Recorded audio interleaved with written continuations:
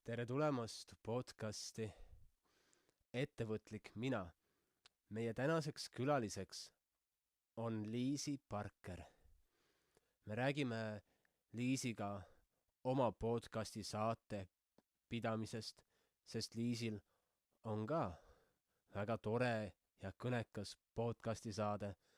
Jagame oma kogemusi, kuidas me oleme kutsunud inimesi saatesse või mitte kutsunud.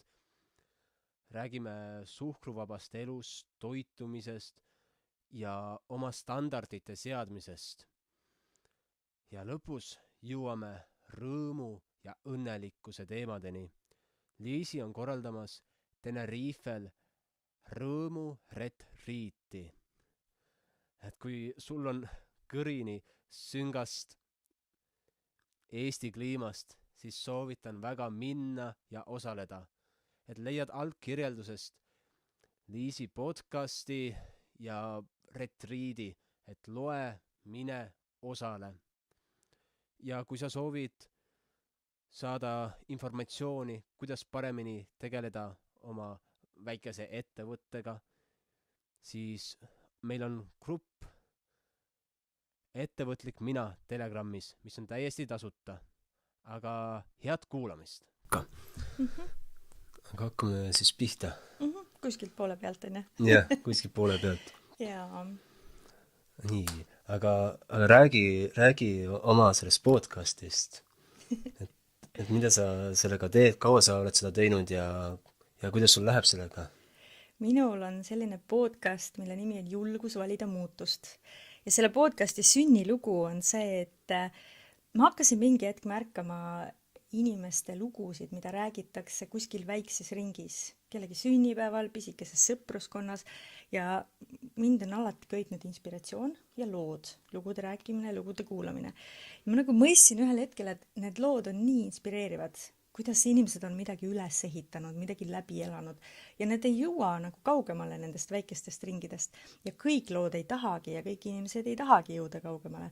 Aga võt sealt mul tuli see äratundmine, et ma tahan luua sellise kanali, kus siis nii-öelda tavaline inimene tänavalt, mitte et keegi oleks kuidagi erilisem, aga kes võib-olla ei ole veel tuntud või ma ei tea, kuidagi väga kuulus, et tema saaks ka võimaluse jagada oma lugu ja just seda, kuidas on olnud sellised julgete muutuste hetked, kus on tehtud kannapöördeid elus ja karjääris ja suhetes.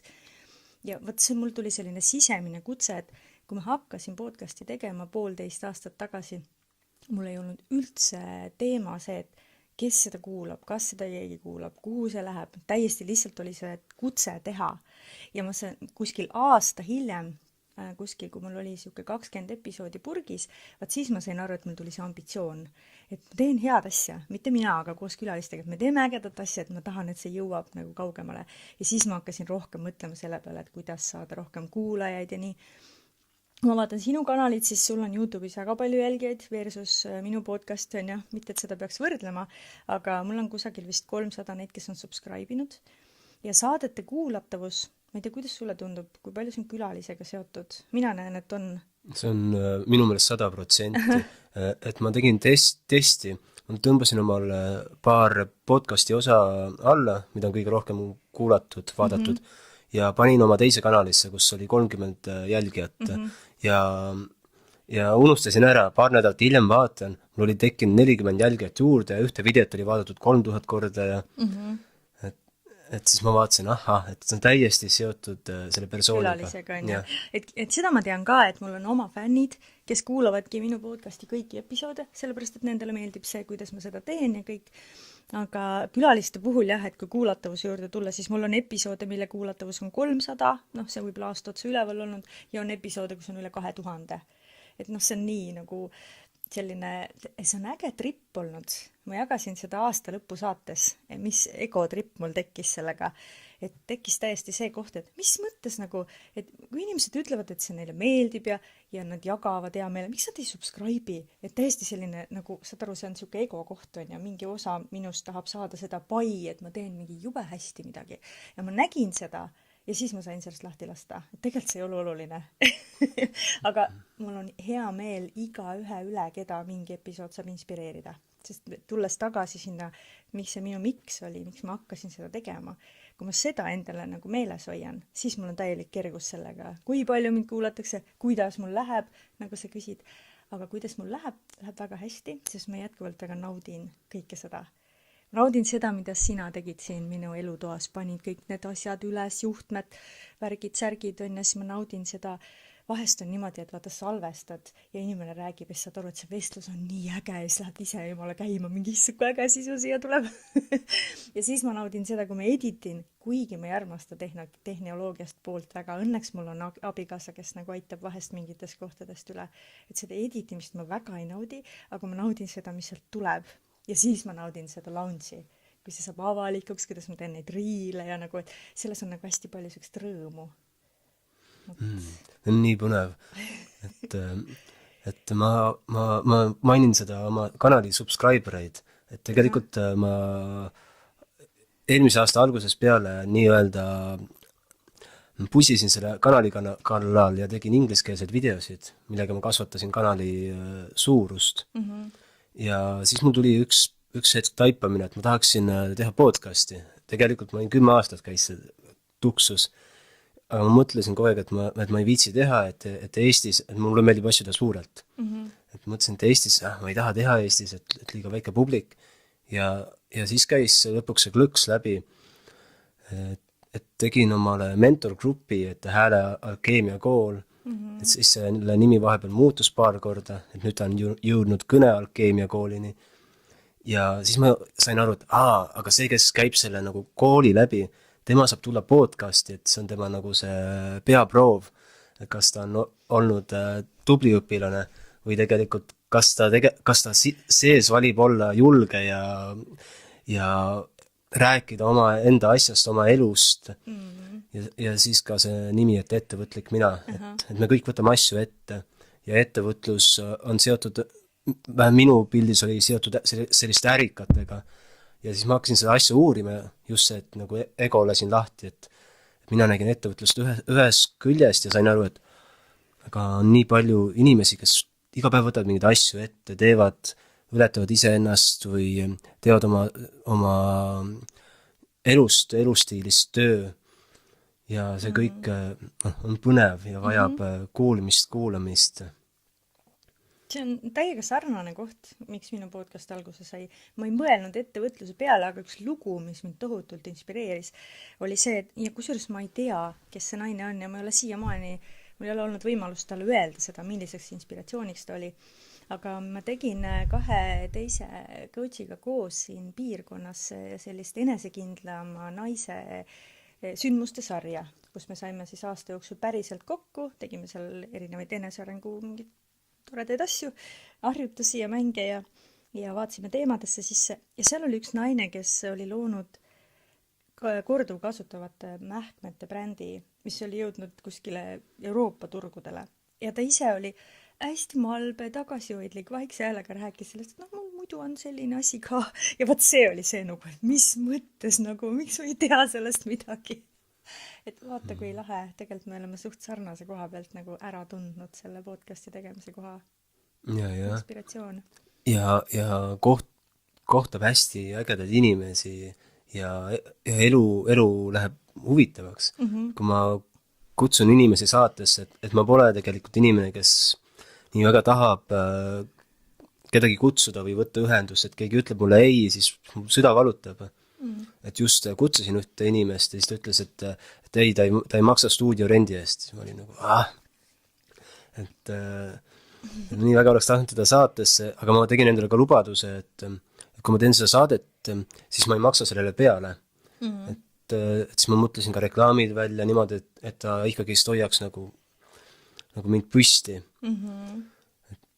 Kõiksugused sellised nii-öelda materiaalsed pooled ka mõtlesin läbi saate tegemise juures. Väga tubli, et sa oled seda teinud, sest et minul on niimoodi, et see podcast on praegu küll pealemaksmise projekt, kuigi ega ma tegelikult ei tea, kui palju mul on kliente seda kaudu jõudnud.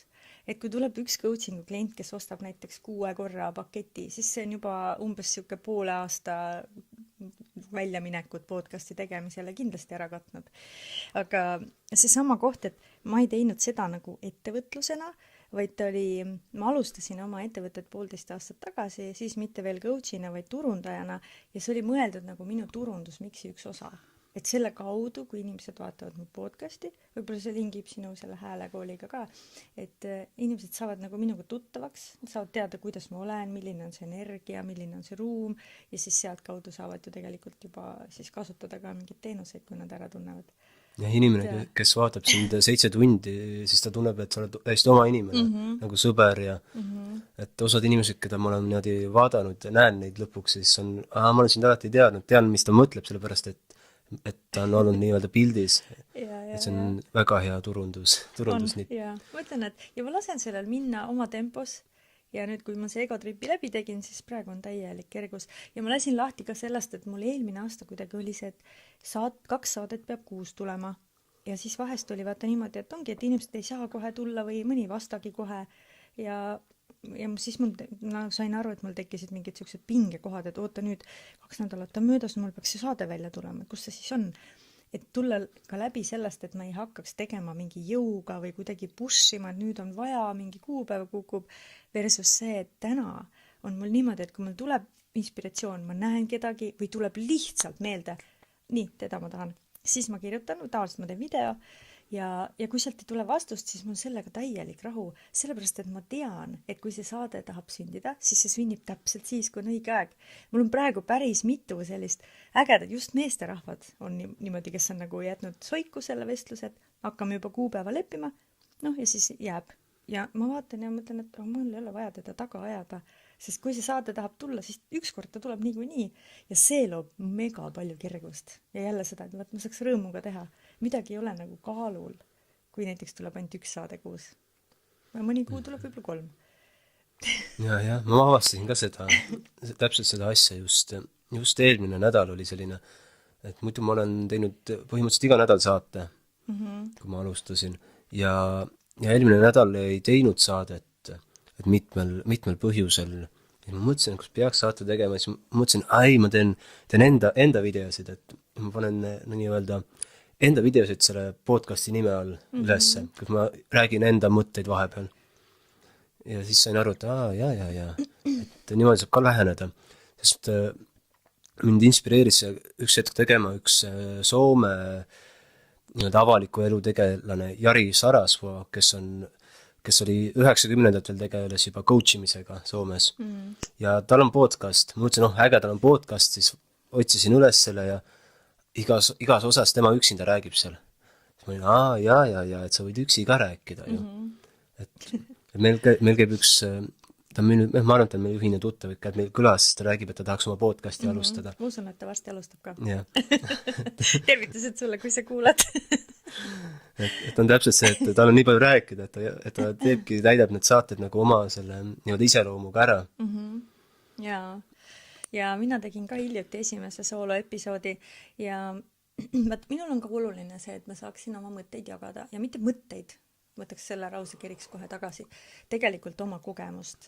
Ja ma olen olnud see, kes veab Facebooki gruppe, kui mul on mingi teema, mis sütitab ja mul on praegu ka üks enesearengu teemaline grupp looja sagedus, kus ma jagan just selliseid nagu enda kasvukohti või selliseid, et sellepärast ma ei ole sooloepisoode väga palju teinud, küll aga hiljuti ma puutusin Holistika Instituudis kokku genogrammiga, kes me siis uurisime mitte lihtsalt sugupuud, vaid ka neid lugusid, mis seal taga on ja see on metsikult põnev teema ja sealt tuli nii palju ägedat äratundmist ja siis mul oli tunne, et ma tahan sellest rääkida, siis ma tegin ühe sooloepisoodi. Et üksi rääkimisel ei ole ka tegelikult mitte midagi häda, lihtsalt kuidagi see dialoogi dünaamika on selline, mis on nagu mu enda jaoks ka põnevam kuulata, aga eks oleneb teemast ka. Kas sa soovid ennast paremini väljendada? Kas sa soovid tegeleda ettevõtlusega läbi enda isiku, tuua oma ettevõtte pilti, suhelda, kommunikeerida paremini ja olla võtmeisik, nii et sinu juurde tullakse koostööpakkumistega, sinu juurde tullakse mõtetega, kuidas mingit sorti äri või tegevust, mis toetab ühiskonda, toetab maailma ja toob sulle endale sissetulekuid sisse, kuidas seda paremini ehitada, siis oled oodatud liituma jah, et see üksi rääkimisega võib sattuda oma sellesse maailma nii ära, et on kellegi teisel raske suhestuda. aga üks huvitav nipp on, kui panna keegi kaamera taha, kes on filmija, et siis tekib täpselt samasugune dialoog, mis siis, et teine võib-olla isegi ei küsi midagi, aga ta on nagu publik, kes kuulab, siis sa näed tema reaktsioone, et sa oled, ja. jaa, seda jah, mul ei ole praegu veel tunnet tulnud, et oleks vaja, aga see on hea mõte. Nii et kui sa kuulad meid ja oled keegi, kes on mõelnud, et tahaks teha oma podcasti, ja siis on veel see koht, kus kõik ütlevad, mis sa podcasti teed, podcast on nii palju, neid on kõik kohad täis, siis see ei ole üldse mingi argument, sest kui sinu seest tahab tulla see välja, siis lihtsalt hakka pihta. Need Ameerika valimiskampaaniad on näidanud ette, mis trendid on maailmas tulevad. Näiteks kui Obama valiti kunagi, siis ta kasutas Facebooki sotsiaalmeediat, et ennast reklaamida oma kampaaniat. Ja nüüd Trump reklaamis ennast läbi podcastide, et see oli vist üle 100 tunni oli ta erinevates saadetes, et ma täpselt numbrit ei tea, aga ta kasutas just seda, et tänapäeval inimesed ei taha enam kuulata põhivoolu või meediat ja siis nad kuulavadki podcaste ja saavad sealt oma info.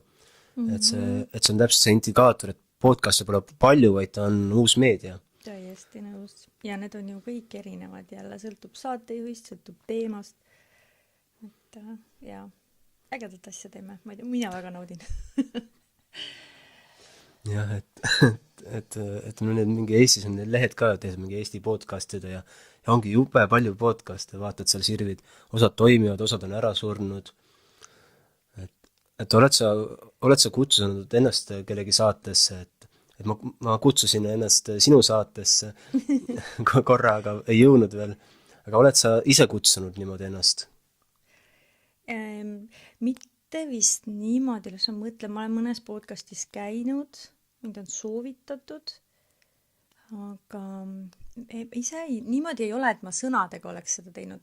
Küll aga ma tean, et ma kutsusin Kris Kala podcasti ennast lihtsalt otsusega ja aasta hiljem, kui ma sellest mõtlesin, siis ta kirjutas mulle, et kas sa tuleksid. Et selles mõttes jah, ma olen seda loonud ikka ise. Aga niimoodi ei ole, et ma olen kirjutanud, et ma tahan tulla. Ja sinu kutse mul on väga meeles ja neid inimesi on tegelikult palju, kes on mulle kirjutanud niimoodi. Ja tead, see ongi niimoodi, et need on kõik alles. See ei ole ära kadunud, ma ei ole sulle öelnud, et ei, ma ei soovi, et sa tuled. Vaid lihtsalt ühel hetkel tuleb see, et võt nüüd. Ja ma ei tea, millal see hetk on. Ja, kuulad. Aga kas seal looja sagedust luues, et see on ka siis ühenduses selle kuulamisega? Et sa kuulad enda sees olevat sagedust. Jah. Ehk siis, mis see looja sageduse mõte, mida ma seal grupis jagan, on see, kuidas ma üha rohkem saan nagu kehaga aru, mitte mõistusega, vaid nagu olemusega aru sellest, kuidas ma loon kõike ise ja kuidas see sagedus, kus ma olen, mõjutab seda, mida ma loon. Ja see on üks üliäge mäng. Ma jagasin looja sageduse grupis, kas sa oled seal? Jaa, olen. Okei. Ma jagasin seal ühte oma viimast reisilugu, mis minu jaoks oli nagu mega äge sageduse näitaja, aga alustame sellest, mis on sagedus. Eks igaüks mõistab seda võib-olla erinevalt ja võib-olla kellegi jaoks on see hoopis uus sõna, siis on nii. Aga see on nagu see vibratsioon või see, kus ma ise olen oma olekuga. Ja ma tajun, et minu sagedus enamasti on selline rõõmus ja kerge, mis siis, et on keerulisemaid hetki ja keerulisemaid päevi ka, aga see foon, kuidas ma elan, on tegelikult see, et elu on äge ja ma saan leida igalt poolt rõõmu. Ja ma ei otsi seda, vaid see tuleb minuni. Ja ma läksin hiljuti reisile niimoodi, et mul tuli see teadmine, mingi ühel ilusal päeval lihtsalt siin peegli ees vaatasin, pole ammu päikest läinud, ütlesin mehele, et ma tahan minna. Ostsime piletid ja vähem kui nädala pärast ma olin lennukis. Aga see tuli nii ootamatult, et tegelikult meil ei olnud peres selle jaoks eelarvet. Ja siis ma tegin enda sees otsuse, et ma teen selle reisi siis väikese eelarvega. Mul oli selline väljend nagu low budget kasutusel, et teen siis nii ja leidsimegi soodsad lennupiletid ja leidsin soodsama majutuse, kui ma võib-olla muidu reisin, sest ma nii väga tahtsin minna lihtsalt sooja. Ja kõik ilus kena, aga ma taustal lõin kogu aeg seda, et see on hästi madala eelarvega. Ja siis ma avastasin, et mul on veel selline süütunne seal peidus, et kuna mu pere on üks koolis, teine tööl ja nemad ei saa niimoodi tulla. Mina saan oma tööd igalt poolt teha, aga nemad ei saa niimoodi hopsti kaasa tulla. Ja siis mul oli veel, ma tegin nendest nagu ohvrid ja mul oli nendest kahju. Täiesti alateadlikult oli see, ma ei mõelnud sellest niimoodi. Ja siis mul kuidagi tekkis see koht, et ma teen selle enda reisi nagu hästi pisikese. Ma käin hästi vaikselt seal ära. Ma ei tee ühtegi story'd, keegi ei saagi teada. Ma salaja käin. Ja ma enda alateadusest lõin selle sageduse pealt. Ja tead, millal ma sellest aru sain? Ma sain, muidugi ma siis lennukis ei maksnud ju selle eest, et kohta valida. Ja siis sellel pikemal lennul sain ma siis istekoha viimases reas. Kes on lennukiga lennanud, teab, mida see tähendab, sa istud vetsude kõrval. Ja sisuliselt, kuna minu koht oli veel vahekäigus, siis sisuliselt tähendas see seda, et terve see reis, see oli mingisugune 4 tundi või 5 midagi, oli minu näo kõrgusel lugematu hulk tagumikke, kes lihtsalt nühkisid seal, sest inimesed seisid WC järjekorras ja nad olid kogu aeg mu seal kõrval. Ja siis sellel hetkel ma sain aru, et see mind alguses trigerdas, ma proovisin seal, ma ei tea, arvutis midagi teha ja lugeda ja magada ja sain aru, et no ma ei oska siin nagu keskenduda, nagu olla mõnusalt ja ma tundsin, et see nagu ajab närvi, läksin nagu kaasa sellega ja siis mul plahvatas, aga ma olen ise selle loonud, sest see sagedus, millega ma seda reisi lõin, oli see, et see on odav, väikese eelarvega, hästi selline pisikene, võib-olla ka mitte väga kvaliteetne ja siis ma sain seda kogeda ja kui ma selle avastasin seal lennukis, ma lihtsalt naersin seal üksipäini ja sel hetkel ma tegin otsuse, et see kogemus on nüüd käes, et ma sain madala eelarve sagedusega kogemuse, mis oli kõige viletsam koht lennukis. Davai, väga hea, ise lõin, kogesin ära, rohkem pole vaja. Sel hetkel ma otsustasin enda sees, et edasi tuleb see reis täiega luksuslik, külluslik, kõik on ja ma lihtsalt luban endalt täiega nautida. Ja siis ma läksin lennukist maha ja sõbranna tuli mulle vastu ja ta tuli mulle vastu üleni luksusliku autoga. Ja see oli see teine koht, kus ma sain naerda. Et selle otsuse hetkel ma tõstsin oma sagedust. Ja maailm vastas kohe, et ma ei pidanud minema mingi, ma ei tea, eesliga sealt lennujaamast ära või mingi logu taksoga. Et see on see looja sageduse koht. Et kui märgata seda, et kui elus on väga palju kuidagi sellist nagu jampsi või miks see nii on või siis sageli inimesed ju tegelikult ei mõista seda või isegi ei taha seda mõista, et ma olen ise selle kuidagi loonud, vaid tundub, et maailm on süüdi, et minuga juhtub elu, mitte ma ise ei loo seda. Siis kui hakata seda niipidi vaatama ja need on minu aha-hetked, miks ma selle grupi tegin, mida ma tahan jagada, et see lihtsalt jälle, kes tahab, saab inspireeruda, sest minu olemus ei ole õpetada midagi, mingit teooriat, aga minu kutsumus või kuidagi sisemine kutse on alati jagada oma kogemust. Nii lihtsalt on. Kuidas seda sagedust siis reguleerid? Et ongi, avastad oma alateadust ja läbi selle paned märgid paika või teed sa seda ka muul moel? Ma olen teinud seda läbi aastate erinevatel viisidel, täpselt nii, nagu ma olen osanud. Olen igasuguseid enesearengu teooriaid lugenud ja siis olen mingi tehnikaid kasutanud ja tänaseks ma olen jõudnud arusaamisele, et kõige alus on tegelikult lõõgastumine. Et lihtsalt lõõgastuda sellesse, mis on ükskõik kui jama on, ükskõik kui kiire on. See 2 minutit saad ikka võtta, et lihtsalt istuda ja lasta peamõtetest tühjaks ja lubada kehal olla. Ja kui sa täna küsid, kuidas ma sagedust muudan, siis loodus, jalutamine, aastaringi ujumine, käin talvel ka ujumas hea meelega.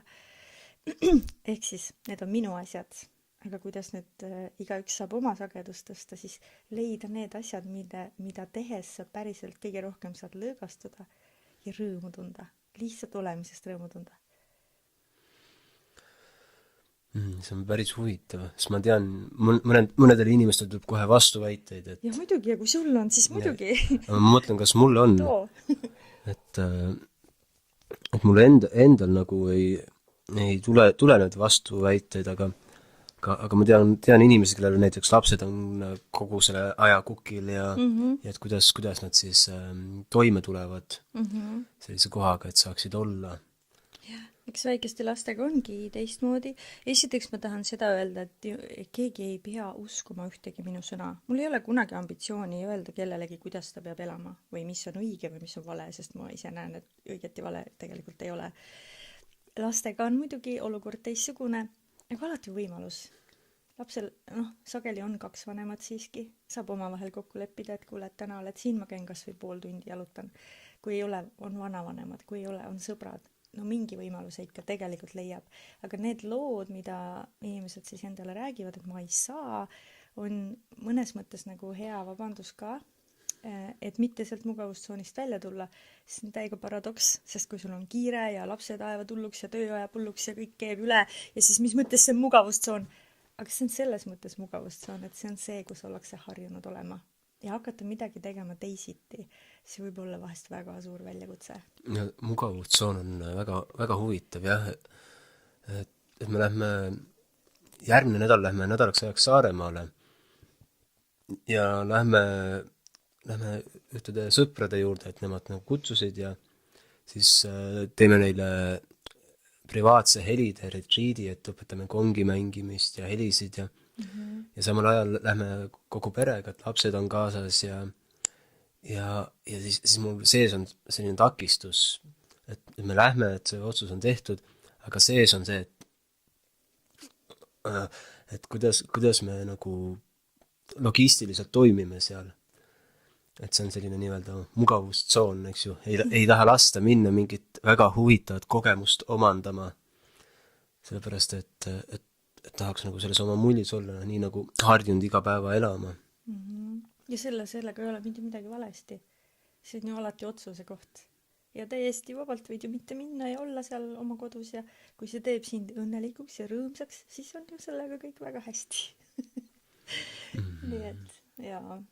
Alati vabadus valida ja see, ma saan aru, see on üks asi, mis näiteks minu puhul on, mille eest ma saan väga palju sooja tagasisidet ja mis teisest küljest mingid inimesi väga palju trigerdab. See kõikide võimalikkuste aktsepteerimine. Sest ma töötan inimestega ja samamoodi seal oma gruppides, et mul lihtsalt ei näe seda, et peaks kellelegi midagi peale suruma või et ütlema või et keegi saaks öelda, et kuidas on õige. Sageli ju vaat ka enesearengu sellised teejuhid või õpetajad ütlevad, et tee seda, siis sa saad seda. Aga kus sa tead? Inimesed on kõik erinevad. Mis töötas sul, ei pruugi ju töötada minul. Ja hästi lihtne on ju näha neid teiste asju versus see, kuidas sa näed enda asju, oma pimenurki. Et küll on ju mingi sõber või vaatan, mul on endal ka selliseid armsaid sõpru, kui ma näen, kuidas ta keerutab see sama teema ümber ja tahaks täiega nagu, et kuule, sul on see siin. Ta ei ole küsinud. Ja siis ei ole minu asi kuidagi minna jõuga teda, ma ei tea, päästma või kuskile suruma, sest tal on oma tee. Igal on oma tee. Ja võib-olla ta peab veel seal keerutama 5 aastat. Ja samamoodi keerutan mina mingite teemadega ja ise ei saa aru, mis on. Ja keegi teine näeb kõrvalt. Ja ma väga hindan seda, kui ei tulda nagu vägisi kuidagi abi pakkuma või ära päästma, vaid siis, kui küsitakse. See loob hästi palju sellist kergust. See on huvitav, et on mõned teemad, mida ma tean endal ja isegi näen, kus nad tulevad. Aga siis ma vaatan neid, käin, tegelen nendega ja ikka on edasi. Et see oleks nagu ka nagu mugavustsoon. Et ei taha elu nii palju muuta, et sellest teemast täitsa välja tulla. Mulle tundub, et nii on, jah.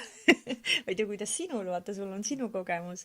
Aga on küll, vaata, kas sa oled ka märganud, et inimestel kipub nagu olema mingi teema või 2, millega nad on nagu hullult hädas eluaeg või nagu toimetavad ja teevad ja nagu sa ütled, et ei saa edasi ja ikka oled seal. Ja, võib-olla ongi asi selles, et tähelepanu on, et inimesel ongi tähelepanu, et mul on see teema ja siis ta loob seda edasi. Et kui ma teistmoodi parafraseerin seda looja sagedust, et on looja sagedusel, et ta loob seda asja ringratast. Ja samas on väga hästi, nagu toon sinu neid mõtteid tagasi, et ta on nagu mugavustsoonis ja ta loob seda ringratast ja elab selle oma teema sees, sest see on niimoodi oluline tema jaoks. Et oluline seal sees olla kinni. Ja nüüd saab hakata vaatama, miks see on oluline. Minu teemad on keha ja raha alati olnud. Ma ei ole olnud rahul oma kehaga, see on aastatega nagu läinud ikkagi leebemaks ja teine asi on raha. Mul on ka tunne, et ma ikkagi maailmas on raha nii palju, et kuidas ma ikkagi nagu rohkem ei suuda seda nagu endani tuua. Ja tead, mis asja ma olen märganud seal taga või? Miks ma istun seal nendes kinni? Eriti puudutab see keha teemat. Et see on nagu, ma olen teinud sellest endale identiteedi osa. Ja see on nii õrmus mõte sellest, et kui ma lasen selle minna, et mis ma siis olen. Et see hirm astuda tundmatusse, et kes ma siis olen, kui ma selle tüki lasen enda küljest ära kukkuda.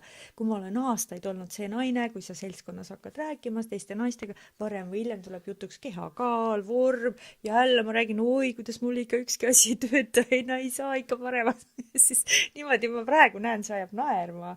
Aga ma saan aru, et see on see, seal on alati see mingi asi, miks see lugu on inimesel armas. Ja minul on olnud see kaaluasi armas, nii veider, kui see tundub. Ma ei ole ju ennast hästi tundnud, kui ma pole enda kehaga rahul, aga miks ma kramplikult hoian seda teemat kinni, seepärast, et sellega saab tähelepanu ja see on nagu minu oma, vaata, nii kallis mulle. Aga miks peaks? See on hea point, et tähelepanu vajadus, et kusagil kohast on jäänud tähelepanu tulemata. See on nagu päris selline hea märkamine. Ja see ei ole lihtne tunnistada alati. Võib isegi piinlikkust kogeda. Aga no nii on.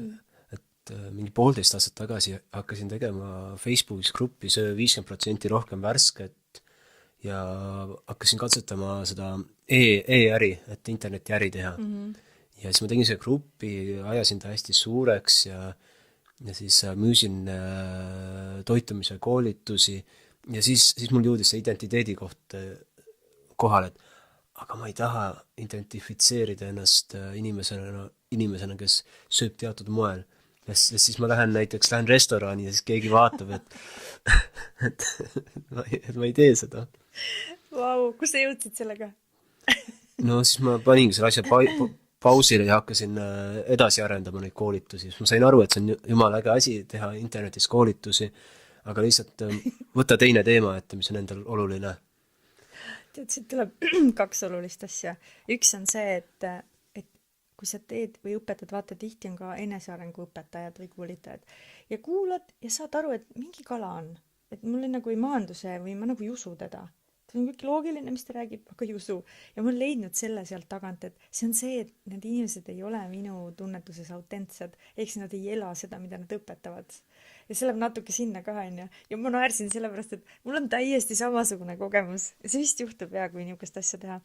Mul on läbi Wildfiti programmi ma siis muutsin oma toitumist 4 aastat tagasi. Lihtsalt läbi selle, mitte jõuga, aga ma sain kogeda, kuidas on elada ilma kofeiinita, lisatud suhkruta, loomapiimata ja mina nagu olen muidu olnud alati kõikesööja ja ka ilma teraviljata. Kehal läks palju kergemaks kõik, mis on näonahk ja kõik väga-väga lugematu hulk selliseid kasutegureid. Ja ma elasin niimoodi 3 aastat päriselt, et ma neid asjad olidki väljas. Aga ma hakkasin jagama internetis, Facebooki grupi tegin ka suhkruvaba eluvõimalusi ja siis selliselt, et mitte, et me nüüd üldse suhkrut ei söö, vaid et kuidas elada ilma lisatud suhkruteta. Näete, toiduainetel on ju pakendi peal on kirjas, mida on pandud ja väga paljudesse, ma ei tea, vorstid, pasteedid, igal pool on ju suhkrut pandud. Ma hakkasin enda jaoks avastama seda, ma leidsin, et nii palju on võimalusi ja ma hakkasin seda jagama. Ja ma leidsin ennast sarnase koha pealt mingi aeg tagasi. Et see grupp kasvas mul ka väga suureks.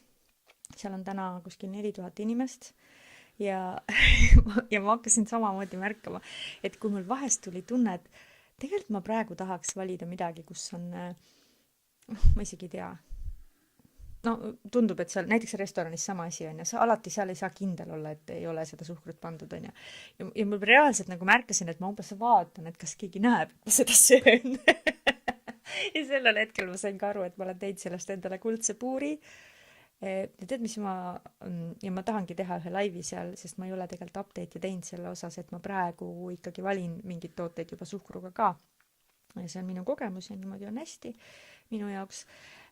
Et minu jaoks on see, et ma ei pea seda gruppi panema kinni või teemat ära, sest see teema jätkuvalt mind väga sütitab. Ma saan jagada inspiratsiooni, kuidas elada lisatud suhkrute vaba elu, ilma et ma ise peaks olema 100% sellest läbi imbunud ja seda elama.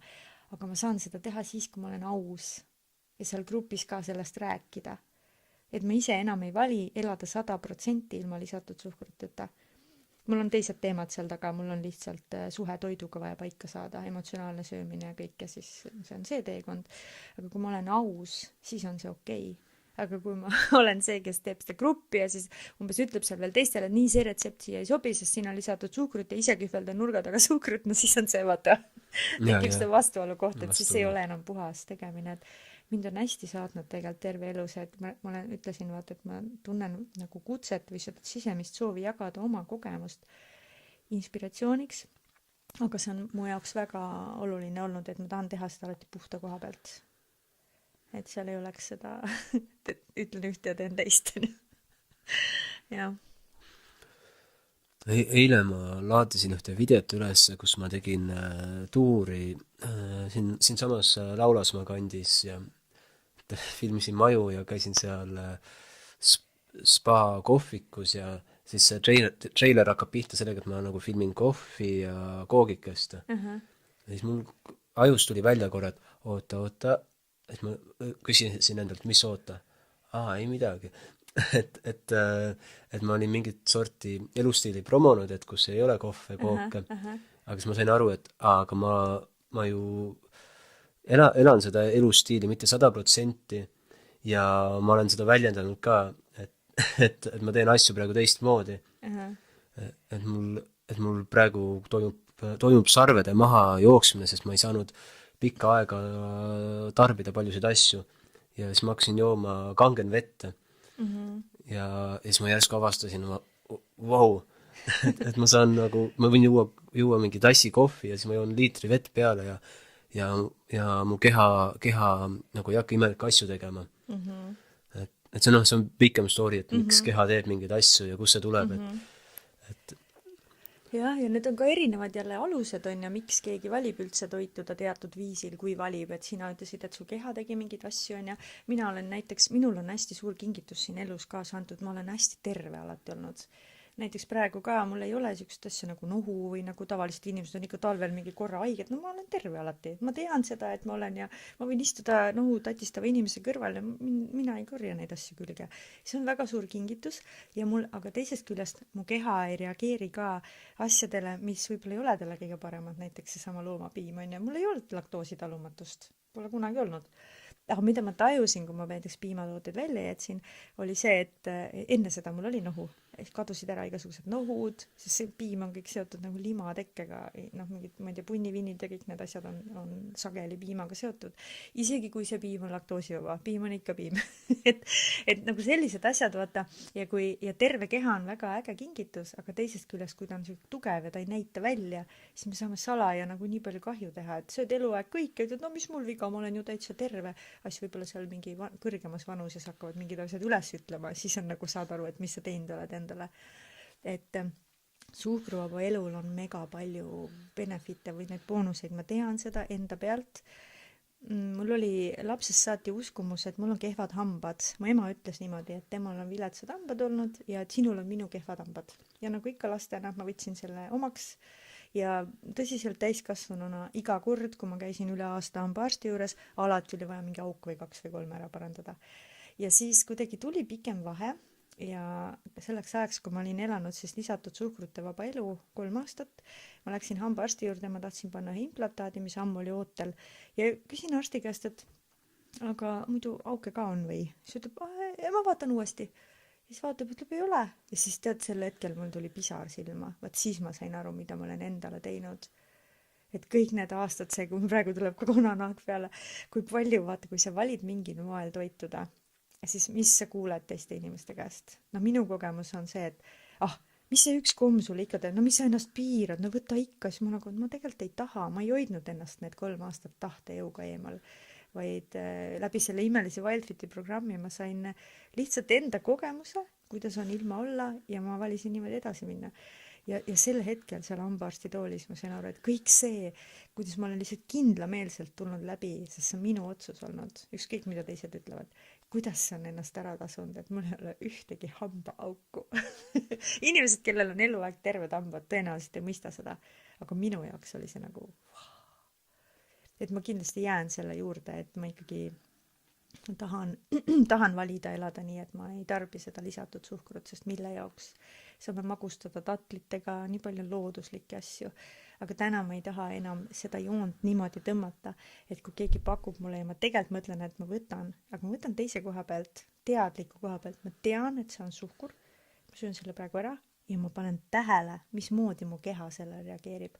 Sest mis suhkur meiega teeb, on ju, insuliinipiik, kui suhkur tuleb kehasse, siis keha hakkab tootma insuliini selleks, et seda kiirelt seda taset nagu normi tõmmata. Ja siis tekivad need sellised piigid, kus on väga, vaata miks öeldakse, et see šokolaadi enne eksamit on ja, või kui sa oled väsinud, mul on energiat vaja, andke šokolaadi. Sööd ära, hullult ongi korraks energia, aga pärast kukume auku, siis on uimane, siuke väsind. Ja noh, mida siis narkar teeb, kes on kas või suhkrunarkar, võtab uue doosi ja siis sa söödki seda šokolaadi päev otsa ja käid niimoodi. Et ma saan sellest aru ja olles sellest teadlik, mul on okei valida vahest, sest ma tean, mida ma valin. Ja ma ei lähe sinna lõksu, et ma nüüd iga, ma ei tea, päev pean seda sööma, sest ma lihtsalt füüsiliselt siis ei tunne ennast hästi. Aga jah, nii tore, et sa selle teema tõid, et kuidas see identiteet võib meid tegelikult nagu purki panna ja kaane ka veel peale. et see on ohtlik asi, et midagi välja kuulutada ja ja ma arvan, et siis on hästi hea, kui me proovime mingit asja saavutada ja siis jagame seda. Et mulle see lauluõpetaja vaatab neid podcast'e ja siis ma räägin, et kõne all keemiakool ja siis lähen tema juurde, siis tema hakkab et sina harjuta vahepeal. Aga see ongi see nagu ambitsioon, et ma tean, kus ma ise tulen, mis teed ma läbi käin, ma tean, et on inimesi, kes on palju paremad, palju osavamad, aga ma tean ka, et nende kogemus on teistsugune. Ja siis on see enda selline teatud nii-öelda siht või eesmärk, kuhu jõuda ja see kogemus, et mida suurema nii-öelda valu inimene läbi on teinud, seda rohkem ta saab juhatada neid, kes on sarnases kohas. Ma olen nii nõus suga, ma täiega tunnustan seda, et sa õpetad või noh, oled teejuhiks, sest et ei pea olema mingi 28 aastat seda asja teinud või kuskil kohal või 19 diplomit seina peal, vaid kui sa tunned, et sul on anda, siis täiega saab ju anda. Ja see peab tulema alati seest, see kutse, tahtmine, andmine. Jaa, aga kuidas sul läheb selle õpetamisega või kas sa õpetad või mis sa teed? Oled sa teejuht või pigem oled õpetaja? No, kui ma ennast väljendan, siis ma alustan lapsepõlvest pihta, et lasteaias ma rääkisin teistele lastele, et mis on elu mõte ja ükskord küsisin emalt, et mis on Jumal, siis ema ütles, et Jumal on see jõud, mis on igal pool ja taevas.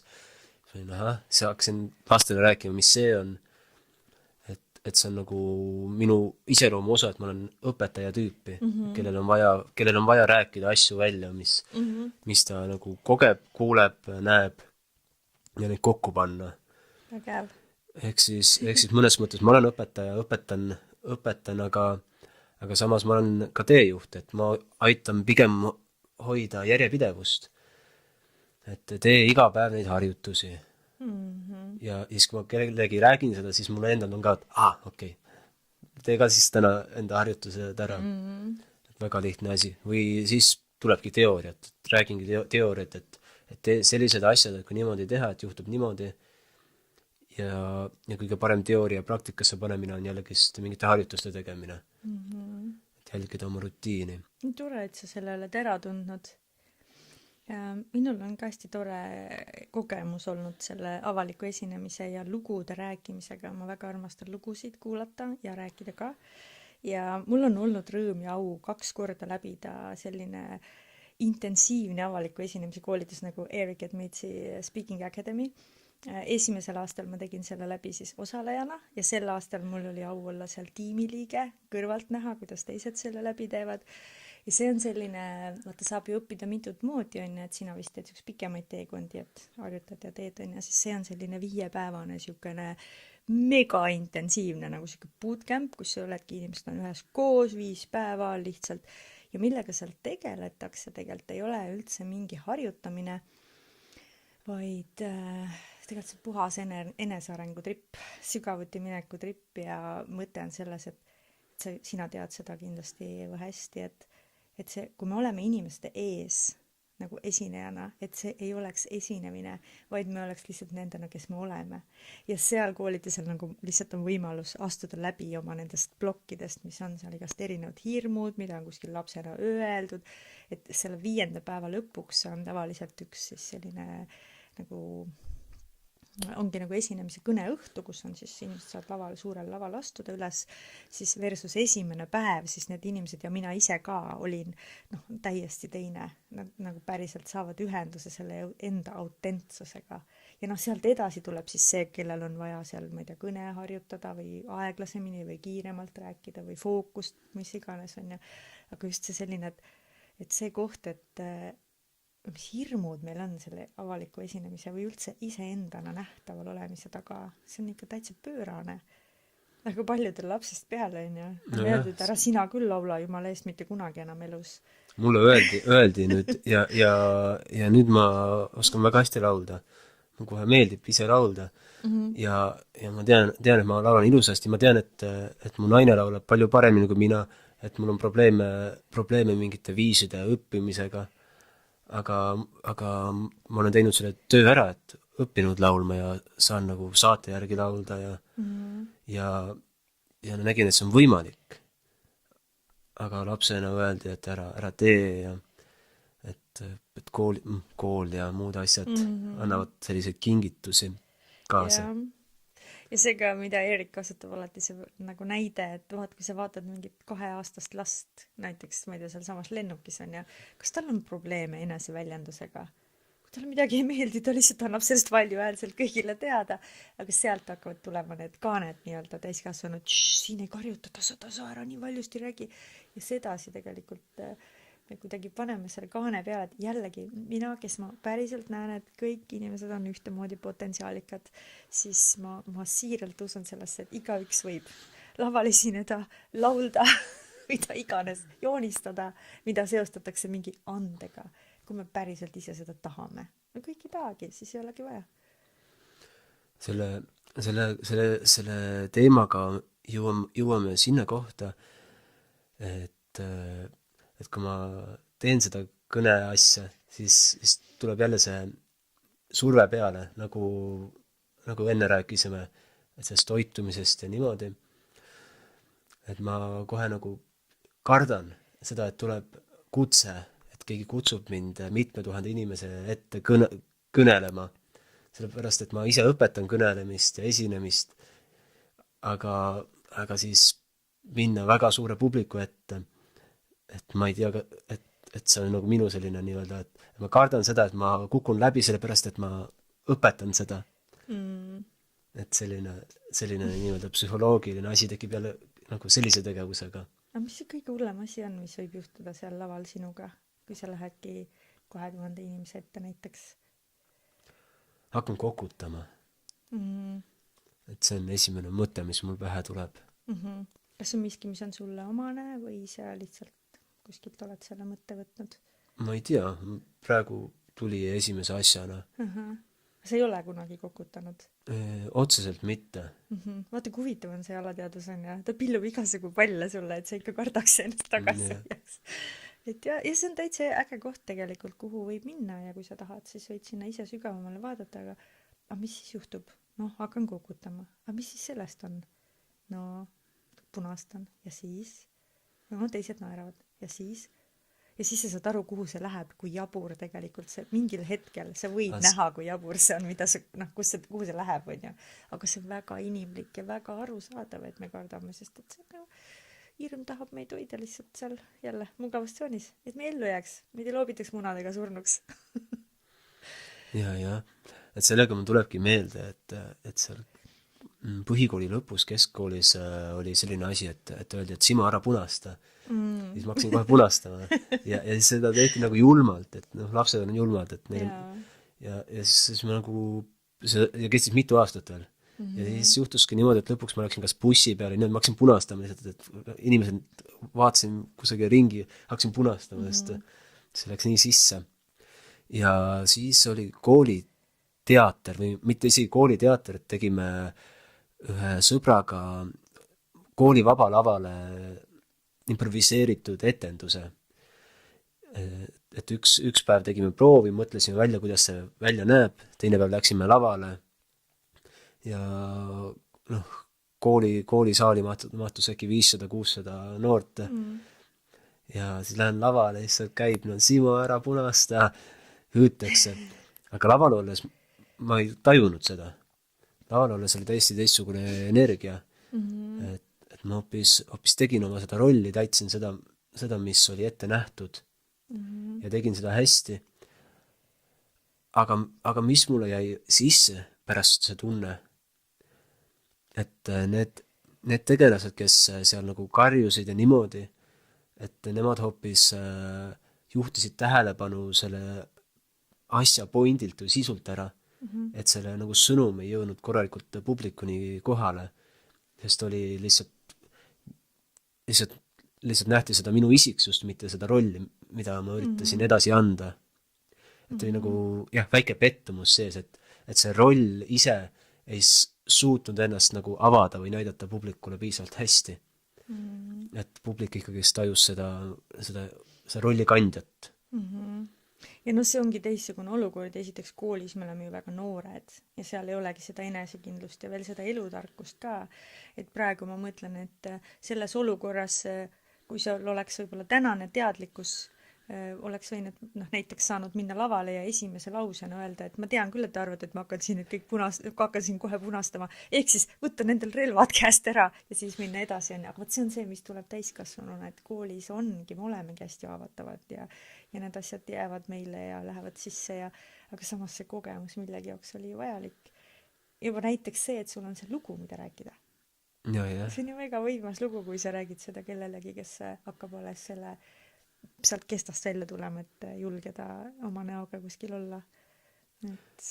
Jah, et need lood õpetavad ja siis vahest on väga huvitav ennast nagu selliseks klouniks teha. Ja tihti juhtub see iseenesest. Ma olen seda mitmel korral kogenud, et meil oli selline nii-öelda gäng, kes tänavatel peal tegime igasuguseid lolluseid, lükkasime autosid katusele ja igasuguseid asju. Ja suuremas nagu selles seltskonnas oli mitusada inimest, kes nagu teadsid üksteist. Ja siis ükskord üks sõber sõitis rulaga, siis kukkus nagu pea ees vastu mu tagumikku. Oli Simo persse. Ja siis tuligi nagu selline tänava väljend, et midagi läks valeti, Simo persse. Et see oli nagu väga minu jaoks ka naljakas, aga siis ma pidin see rolli täitma, et see elu on nii täis esinemist, rollide võtmist, et kui keegi ütles seda või kellelgi juhtus midagi, et Simo persse, siis ma pidin tegema nagu täitma rolli, nagu mitte selle jaoks, et nagu kellelegi meeldida, vaid mul endal tuli see tunne, et ma pean seda, et mul on vaja seda näidelda, siis ma tegin nagu sellist kaasa nagu haaravat nägu, et lollitasin seda, kes arvas, et kes lollitab mind, võiks öelda. Ja seal on kindlasti ju vaata kuuluvusvajadus on ju mängus just selles vanuses, et see on täiesti, ongi selles mõttes teine maailm lastel, et laste jaoks oleme meie tegelikult toeks, kes neid kohti aitavad nagu mõtestada ja nendele nähtavaks tuua, et miks see juhtub, et miks ma siis hakkan seda rolli mängima iga kord, on ju, et kust see tuleb ja mis siis juhtub, kui enam ei mängi, on ju. Ja tead, ma olen kogenud seda, et kuidagi see maski kandmine väsitab väga ära tegelikult, et see võtab energiat, et ta mitte ei anna, et ma olen väga palju kandnud maske ja püüdnud sobituda. Ma tulin palgatöölt ära 3 aastat tagasi päevatöölt ja ma saan tagantjärgi üha rohkem aru, kui palju ma juba kuidagi enesearengus jõudsin viimastel tööl käidud aastatel sinna, kus ma juba natuke mõtlesin teisiti ja nägin nagu teistmoodi seda maailma ja ma ikkagi toppisin ennast tagasi sinna vanasse sellepärast, et sobituda. Näiteks alkohol on ju praegu mul üldse alkohol alla ei lähe. Ma olen ikka pidutsenud kunagi niimoodi, et must tavaline lugu, tekiilad, värgid, mul pole kunagi olnud mingit alkoholiprobleemi, aga ma olen täiega palju joonud, kui peod olid mingi 30 pluss vanuses, on ju. Ja praegu on lihtsalt see kuidagi nii teine sagedus. Ma olen suvel proovisin, sünnipäeval pakuti väga head šampanjast, proovisin, lihtsalt nagu, see ei ole mulle. Aga kuidas ma selle sama alkoholiga oli ka see, kus ma tegelikult tundsin, et ma enam ei taha, aga ma ikkagi nagu võtsin sellepärast, et koos teistega, et mingi see kambavaim on ju. Ja üldse mitte hinnangut andes kellegile, kes joob alkoholi või, sest vahet ei ole, igaüks teeb seda, mida ta tahab. Aga kuidagi minu jaoks oli hästi see koht, kui ma tulin päevatöölt ära, siis ma kuidagi hakkasin siis nagu, ma muutusin nii palju julgemaks ja keegi teine ei teinud ju minuga mitte midagi. Keegi ei öelnud mulle, et ma ei tohi midagi Facebookis jagada või mis oli minu enda sees. Ma ise nagu hoidsin ennast tagasi. Tahtsin midagi jagada, mõtlesin, aga mul on need kliendid ka seal sõbralistis, et kui nad nüüd loevad, nad mõtlevad, ma olen mingi uhuu, on ju. Tead, see on see ärkamisperiood, kui sa oled nagu veel ühe jalaga ühes ja teisega teises ja täpselt ei saa aru, kuhu kuulud. Mina tundsin niimoodi. Ja siis, kui ma nagu ei olnud enam korporatiivselt kuskil seotud kellegi visiitkaart nii-öelda selle firma esindaja, siis ma nagu sain aru, et ma olen vaba. Aga tegelikult ma olin enne ka vaba, lihtsalt ma ise panin ennast sinna puhuri. Et see on nagu väga, väga kihvt asi maskide kandmisest, millest ma saan aru. Ja praegu ma kogen seda, et muidugi oleks ilus öelda, et ma olen kogu aeg nagu 100+ mina ise. On ikkagi mingid seltskonnad, kuhu ma lähen ja ma saan aru, et mul ei ole seal mugav ja ma panengi mingi maski ette ja püüan näida kuidagi, ma ei tea, kas ekstra enesekindel või just kuidagi, ma ei tea, eemal olev või ja see, kui see selliselt sündmuselt tulen koju, siis ma olen täitsa väsinud. Kuigi ma ei teinud seal võib-olla mitte midagi. Versus see, kui on õhtu sõpradega või holistika koolikaaslastega, kus ma lihtsalt lähen ja saan aru, et ma olen nagu 100% mina ise, et mul nagu ei ole seda kohta, et ma mõtlen, mis keegi must arvab ja bla, mida öelda, kas sedasi tohib rääkida ja kas sellest teemast tohib rääkida ja siis need kohtumised annavad täiega energiat. Nagu praegu siin. Mul on väga hea sinuga vestelda. Ma tunnen ennast väga hästi. Ma saan aru, et see tõesti väestab. Ma pärast lähen jalutama ja lihtsalt nagu üli chill on olla. Versus kui ma oleks kuskil podcastis, kus mulle öeldakse, et nii ropendada meil ei tohi, vaata, et sa ei liiguta, on ju. Vaata, et sul oleksid kollased riided. Jaa. Busted. Näiteks. Ja siis ma mõtlen, et kas ma ikka panin õiget värvi kollase nagu. Et jah. Oled sa muga nõus või kuidas sul on see kogemus maskide osas? Kas ei pea nõus olema ka? Kuidas see kogemus? Tänast saadet toetab Kangen vesi. Vesi, mis aitab meil tunda ennast paremini, mis läheb rakku, aitab keha puhastada mürkidest ja aitab elu paremini näha. Seda on uuritud ka arstide poolt spordivigastuste, taastumise ja ka degeneratiivsete haiguste puhul. On märgatud, kuidas selle vee joomisega on võimalik peatada või tasandada diabeedikulgu ja ka teiste haiguste. On nähtud, kuidas on peatatud Parkinsoni, Alzheimerit koos mineraalide ja teiste tegevustega. Kangen vesi loob ühendusi ajus ehk siis elektrifitseerib meie aju võrgustikku, neuroneid ning aitab luua ja lahendada probleeme sellisel viisil, nagu paljud inimesed enam lapsepõlvest saati pole teinud. Leiad rohkem infot allolevalt lingilt ja nüüd lähme tagasi saate juurde. Et jaa, maskid. Ühesõnaga, mu soov on päriselt ma iga päev tunnen, et ma tahan elada nii, et ma ei peaks kandma mingeid maske. Aga ma mõistan, et ma olen inimese kehas siin ja see ikkagi on selle osa, et see on okei, kui vahest ma panen mõne maski ette. Aga nii tore, et ma siis näen seda, et ma tegin seda. Minu kogemus maskidega, ma saan neid valida. Ja tegelikult ongi iga olukorra jaoks oma mask. Et ma ei teagi, mis see päris mina on, et kui ma olen oma ette, et siis ma olen nagu ma olen. Et mingi oma ilmega ja vahepeal võib-olla räägi midagi oma ette ja siis aga erinevas olukorras ma pigem kasutan, et võiks öelda, et mu iseloom on selline, kes on resoneeruja ehk siis suhestuja. ehk siis ma suhestu ja ma proovin luua harmooniat alati, ruumi või keskkonda, seltskonda, kus ma viibin. Ja siis ma käingi, otsin seda ruumi harmooniat. Ja see pole probleem, et ma võin olla selline nii-öelda soomlaslik, et ma lihtsalt olengi ja siis üks hetk hakkan karjuma ja ma arvangi, et enamustel inimestel on just see probleem, see nii-öelda üleminekud. Ja nad ei julge sellest ühest maskist ära tulla. Aga kui on nagu, et ma võin olla kõik need asjad, et siis pole probleemi. Et siis ma olengi mina. Jaa, Et selline- võimalusi on ju mitmeid.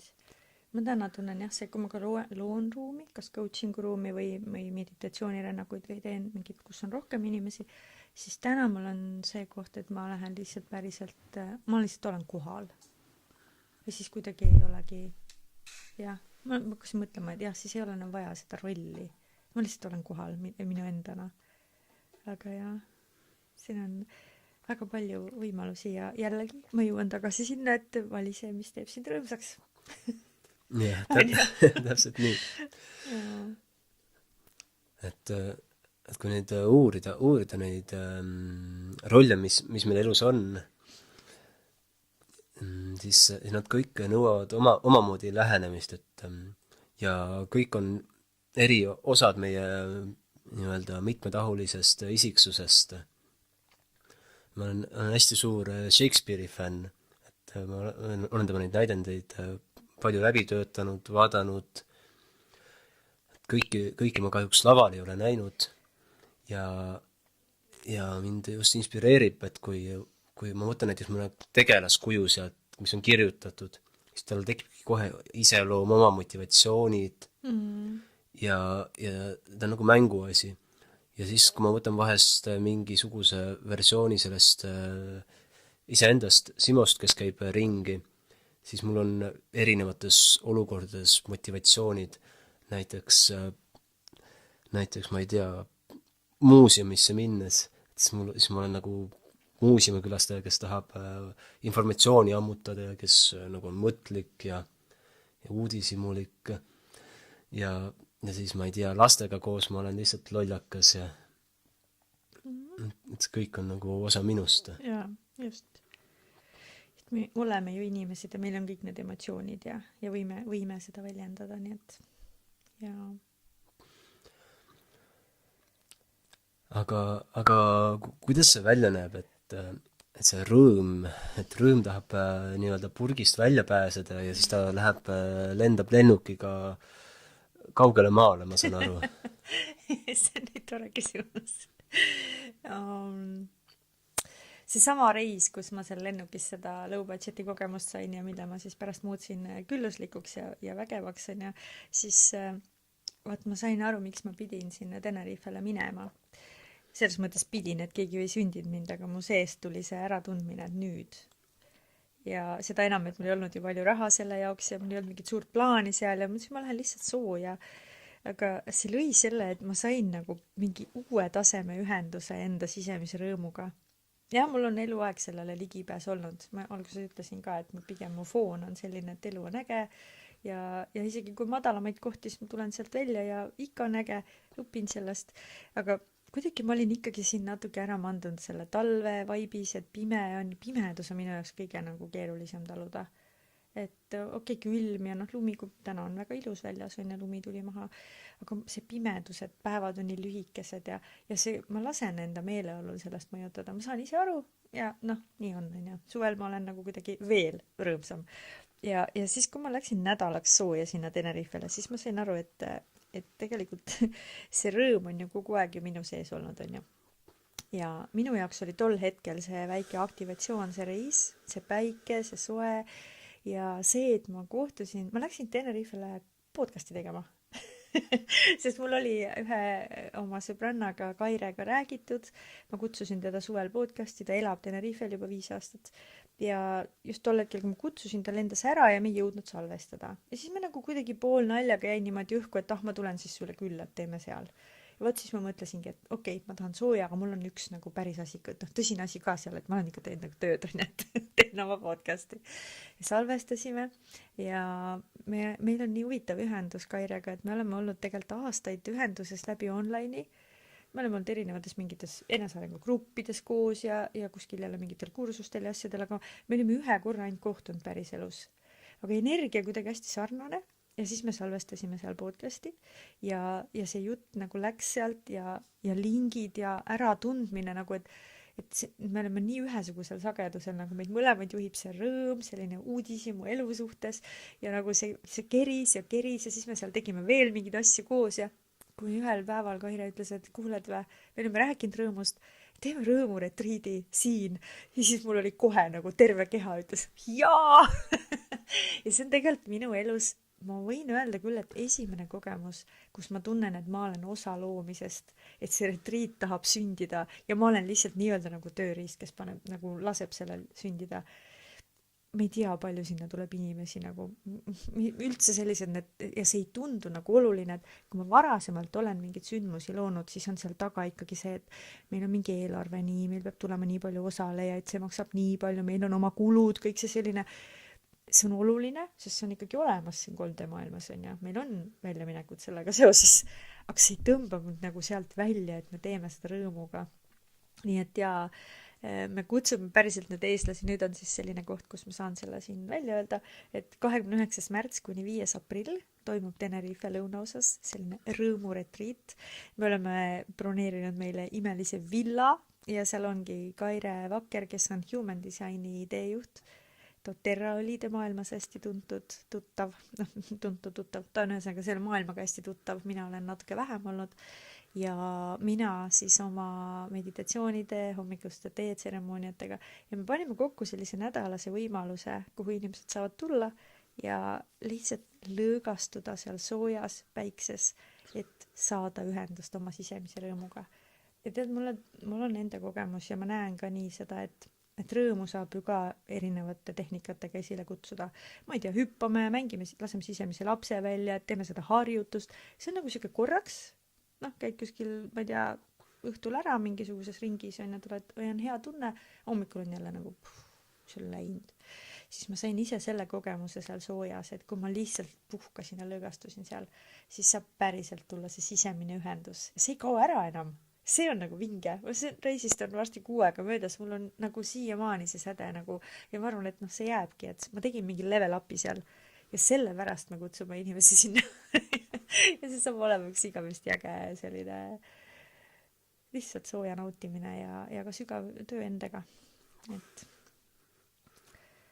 kui on võimalus, siis miks mitte, kui soe kutsub, kõik ei kutsu. Ja ma olen sertifitseeritud naerujooga juhendaja. Oho, ma seda ei teadnudki. Ja ma õppisin seda Soomes, et see on kohutav koht. Miks nii? Soomes on väga, väga tõsised. Okei. Et ma toon näited, et näiteks oma isaga, ta on nagu padusoomlane, võime autoga sõita, ma ei tea, 3 tundi.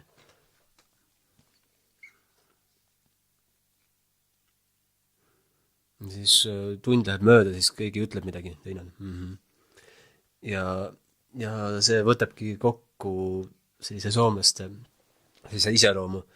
Ja samas nad on ka väga kõvad suhtlejad, et nad on palju kõvemad suhtlejad kui eestlased. Et neile meeldib käia laatadel, turgudel, suhelda, räägivad sellist nii-öelda small talk'i, pisi juttu või. Aga selline üldine foon, et hästi nagu tõsised ja siis ma käisin Soomes õppimas seda, et üks Soome naine õpetab seda juba 15 aastat äkki ja tulevadki soomlased kokku, et tulevadki kõik on nagu sellised omas muldis ja siis hakkab pihta, et ta teeb nii-öelda naerujooga tunde, et tunni lõpuks, ma ei tea, tal on olnud 100 inimest, 200 inimest, kõik on nagu segased, naeravad, Ja siis kunagi käisin seal kursusel, õppisin selle ära ja mõtlesin, et hakkan Eestis tegema naerujooga tunde, et hullult tore mõte. Ja siis ma tegin oma esimese tunni ära ja siis ma mõtlesin, et ma rohkem ei tee.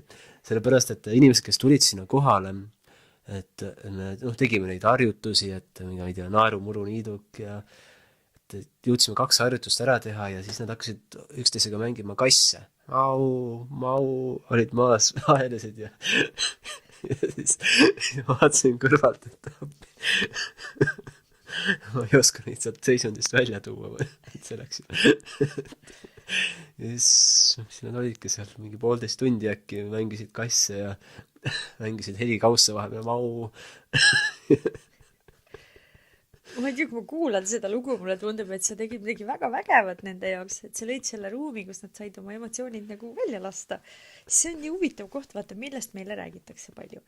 Ärme surume oma emotsioone alla. Aga mis emotsioonid siis tavaliselt teemaks on? Need nii-öelda negatiivsed, kurbus ja viha ja kui palju inimesed tegelikult rõõmu alla suruvad. Sest jälle meil on kunagi öeldud, et pill tuleb pika elu peale ja mis sa siin ikka rõõmustad ja kõik see on ja sama mõtlen soomlased või eestlased. Kultuuriline erinevus, aga inimesed me oleme ju kõik ja kõigil on emotsioonid, et kuidas sa ise näed või kuidagi mõtestad seda, et kas siis on soomlasele vähem emotsioone antud või need on lihtsalt selles keskkonnas kasvanud, kus ei ole nagu kombeks. Jah, need on jah alla surutud, et rõõmu surutakse just alla. Et siis ongi väga, väga lahe nagu näha, kui nad lähevad seal. Ja Eestis samamoodi. Ja tegelikult ma olen peale seda teinud neid naerujooga tunde mõnikord, aga mitte enam avalikke. Et see lihtsalt... See oli kindlasti nendele nagu väga lahe kogemus. See oli väga lahe kogemus. Lihtsalt ma sain aru, et ma niigi teen kummalisi ja veidraid asju, et mõtlesin, et see nagu, et minu see nii-öelda veidrate asjade tass on nagu täis, et parem lihtsalt ei lähe sinna nagu seda avastama.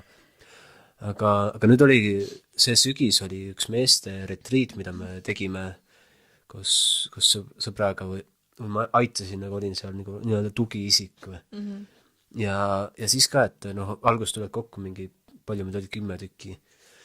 Ongi kõik mehed oma lugudega ja mina olen selline ja tore oli ka, kõik hästi avatud ja sõbralikud ja aga see, et räägime lugusid ja siis mul tuleb mõte, kuule, teeme hommikul naerujoogat.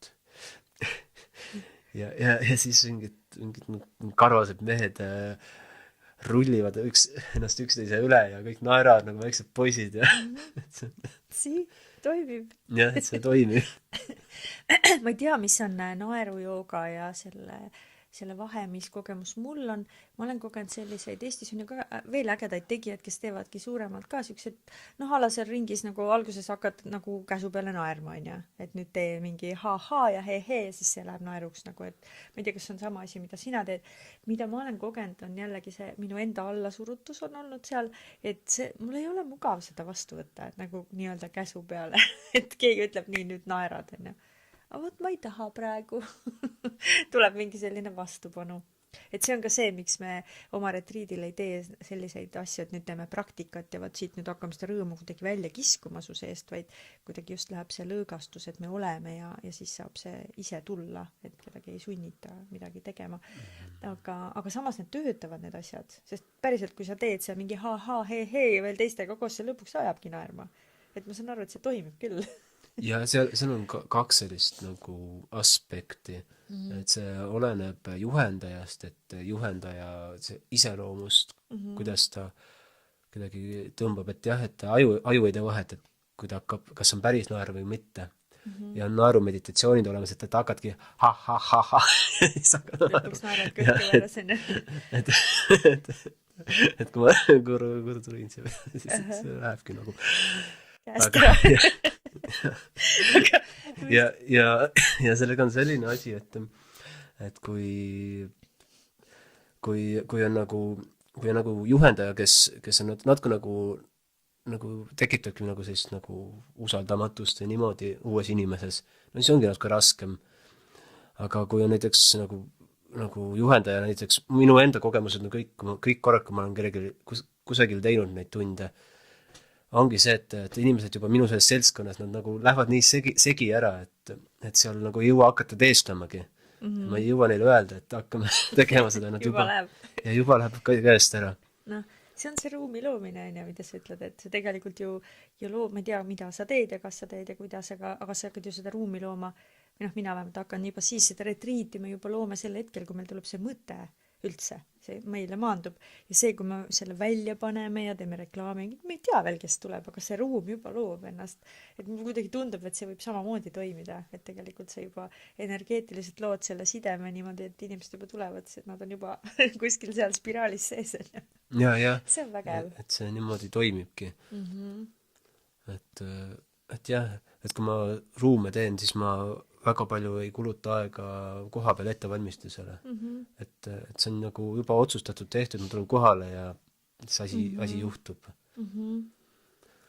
Minule meeldib natukene reikit alati, sest no siin täna ka teen oma sümboleid siin ja mu kodu üldse väga tihti kuidagi reikiga paitan, et lihtsalt see lihtsalt on minulik ja mulle hästi meeldib see, mul ei ole seal taga seda, et midagi juhtuks, kui ma ei tee seda, vaid lihtsalt see kuidagi tuleb loomulikult. Et eks meil on jah igalühel omad nipid või sellised sisemised teadmised, kuidas seda ruumi just parasjagu luua ja hoida. Kui ma ise teeksin rõõmuretriiti, et siis ma otsiksin ka hetke, et kus tuleks see nutunurk või pillimine. See tuleb nagu nii. Et pika elu peale tuleb pill. Jah. Et see on nagu kõige lahedam asi olnud üldse, et kui keegi suunatagi sinna protsessi, kus ta hakkab naerma ja saab nagu sellise nii-öelda hüsteerilise naeruhoovi, naerukrambid, siis ta vabastab mingi tohutu asja, et noh, tulebki kurbus peale seda. Jah, sest emotsioonid ju tihti on kihiti, on ju, üks on teise all ja ma usun, et see, kui keegi nüüd, kes nüüd valib sinna tulla ja päriselt teeb selle otsuse, et ta tegeleb endaga, siis selle nimi on jah rõõmuretriit, aga see ei tähenda, et seal on meil see mingi trillalla nagu hommikust otsa, niikuinii on, seal on väga palju seda trillalla aega, aga me teeme õhtuti ka meditatsioonirännakuid ja meil on üks intuitsioonitöötuba plaanis ja hommikuti ma kavatsen seal teed juua, mulle meeldib tseremoniaalselt teed juua igal hommikul päiksetõusul, kes tahab nii vara tõusta, saab liituda ja need on tegelikult need kohad, kus saab minna endaga sügavuti ja seal on ju kõik alati võimalik välja lubada, sellepärast ongi minu arust retriit nagu imeline formaat, et seal on hästi hoitud ruum ja sama seltskond ja kõik on teretulnud täpselt sellisena, nagu nad on ja kõige sellega, mis nad on ja ka kõikide emotsioonidega, et vahel lihtsalt mingil lihtsal teejoomisrännakul võib olla pisaraid nii õnnest, kui saad mingile väga valusale kohale pihta, et see ongi see mõte, et nagu nädala jooksul nagu anda võimalus kukkuda ära kõikidel nendel plokkidel ja ilma ootusteda, et see peab juhtuma, sest võib-olla, et ei toimu mitte midagi. Kõik on alati hästi. Retriitidega on alati teemaks ka retriidipohmakad. Et ma olen seda kogenud mitmeid kordasid, kuni lõpuks lõppes nende kogemine ära, sest ma suutsin enda elu teha nii lahedaks, et kui ma lähen uude keskkonda, siis see ongi nagu minu elu jätk. Aga alguses oli see, et ma tulin oma nagu sellisest süngest elust ära ja kogesin vaud. Ja üks hetk hakkasin märkama, et tuli sealt vaust ära, siis kogu see maailm tundus jälle nagu, ma nägin sellist võimalust ja reaalsust, aga muu ei vasta sellele, et kuidas ma nüüd sinna jõuan. Ja siis üks hetk oli märkamine, et okei, oligi elu, et elu ongi vau juba. Et see on hea koht, kuhu jõuda ja ma loen üldiselt inimestele sõnu peale, kui keegi läheb retriidile või on mingil minu asjal, et valmistuses pohmakaks, et pohmakas on väga oluline osa, see on integratsioon ja siis mine sellest läbi ja tegelikult sa jõuad sinna kohta, mis sa kogesid. Ma olen väga nõus sinuga, see on üliilus koht ja sa oled väga ägedasti ära integreerinud, kui niimoodi on. Ja seesama koht näitas mulle suvel tegelikult, ma ei olnud nagu mõelnud selle peale.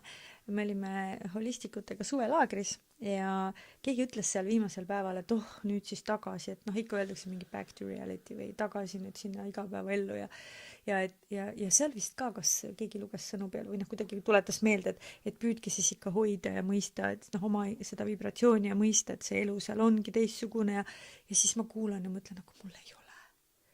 Ma tulen koju, kus mul on imeline vaib, ma ise loon seda, mul on imeliselt äge abikaasa, mul on megalahe tütar, mul on need sõbrad, kellega meil on sama maailmavaade, aga ma olen ise loonud selle elu selliseks. Ja see ongi tähendanud väga paljuski vana mahajätmist. nii vana töökoha, vana suhte, mõnes mõttes ka eelmise elu sõprade ja mitte, et ma oleks kellegiga riidu läinud, vaid kuidagi lihtsalt triivisime eraldi, nagu ei olnud enam nii palju ühiseid teemasid ja siis ei olnud enam üldse ühiseid teemasid. Ja siiamaani, kui kohtume, räägime hea meelega mõne sõna juttu. Aga see minu reaalsus täna, kus ma elan, see ongi selline, nagu ma tahan elada iga päev. Et sisuliselt ma nagu vahest naeran, et ma ei pea minema puhkusele, sest mu elu tegelikult on selline, millest ei ole vaja puhata. Sest ja see ei tähenda, et see on kogu aeg roosamanna. Ikkagi on keerulisemaid hetki ka ja no see ümberritsev maailm oma reaalsete asjadega, näiteks raha ja teinekord on ikka teemaks, on ju, et kas ja kuidas ja kas meil ikka on piisavalt ja tulevad need üksed muremõtted ka. Aga see on nagu korraks või selline, see ei ole see, mis kannab, vaid kannab tegelikult see usaldus kuidagi elu vastu, iseenda vastu ja teadmine, et alati saab, see on just täitsa tore viis elada. Ja see on täna siin, ega ma ju ei tea, kuhu ma näiteks olen jõudnud aasta pärast või 2 pärast, kas kõik on sama või on täitsa teistpidi. Minu arust see on hea koht podcasti kuulajatele, ma tuletan sageli meelde, et see, mida sa kuulad, see on olnud aktuaalne sel hetkel, kui me seda jagame. Võib-olla homme juba on midagi teisiti. Vaata, kui läheb selle identiteedi asjaga kokku, on ju, et kõik võib muutuda. ma arvan, et see on väga hea koht, kus kokku võtta kogu asi. Et selline hea mõte. Ja mul on ka hea tunne. Täiesti piisavalt sai siia saatesse vist kõike, mis tahtis tulla. Aitäh! Aitäh sulle, et sa kutsusid ennast siia külla ja mind oma saatesse. Ja nii käivadki asjad, et kui sa oled siia lõpuni vaadanud, siis oled sina järgmine ohver. Muideks podcastis osalemine minu kogemuses ja seda ütlevad ka mu külalised, võib olla täiesti teraapilise mõjuga. Et see kuidagi, kas siin jagades või näiteks kui sa tuled külaliseks, kui see on sinu jaoks tundub hirmus, võtad kokku, tuled ja pärast kuulad seda, sa kuulad enda mõtteid nagu täiesti kõrvalt teise pilguga ja see on vägev asi.